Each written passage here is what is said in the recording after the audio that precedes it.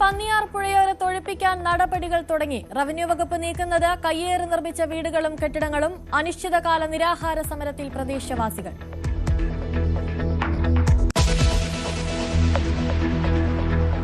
കോൺഗ്രസ് നിയമസഭാ കക്ഷിയോഗം ഇന്ന് തിരുവനന്തപുരത്ത്. മുഖ്യമന്ത്രിയെ തീരുമാനിക്കാൻ AICC നിരീക്ഷകർ MLA-മാരെ കാണും. ഘടകകക്ഷി നേതാക്കളുടെ അഭിപ്രായവും തേടും.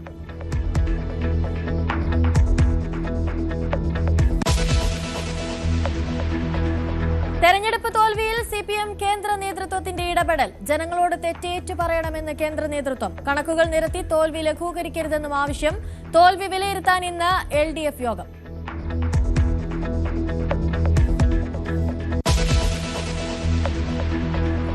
തമിഴ്നാട്ടിൽ രാഷ്ട്രീയ അനിശ്ചിതത്വം തുടരുന്നു. TVKയോട് കടുംപിടുത്തം തുടർന്ന് ഗവർണർ. 118 പേരുടെ പിന്തുണ ഉറപ്പാക്കാനാകാതെ വിജയ്ക്കെതിരെ ഒരുമിക്കാൻ ദ്രാവിഡ കക്ഷികളുടെ നീക്കം.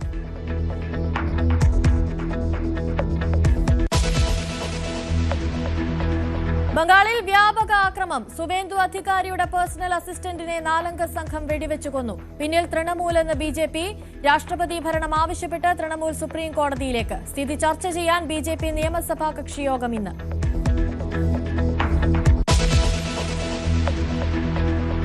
ഓപ്പറേഷൻ സിന്ദൂറിന്റെ 1-ാം വാർഷികത്തിൽ രാജ്യം. അതിർത്തി പ്രദേശങ്ങളിൽ കനത്ത ജാഗ്രത. ഓപ്പറേഷൻ സിന്ദൂറിന്റെ പുതിയ ദൃശ്യങ്ങൾ പുറത്തുവിട്ട് സൈന്യം.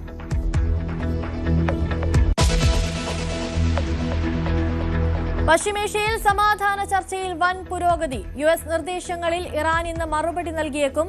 ഇറാൻ തീരത്തേക്ക് പോയ ഓയിൽ ടാങ്കറിന് നേരെ US ആക്രമണം.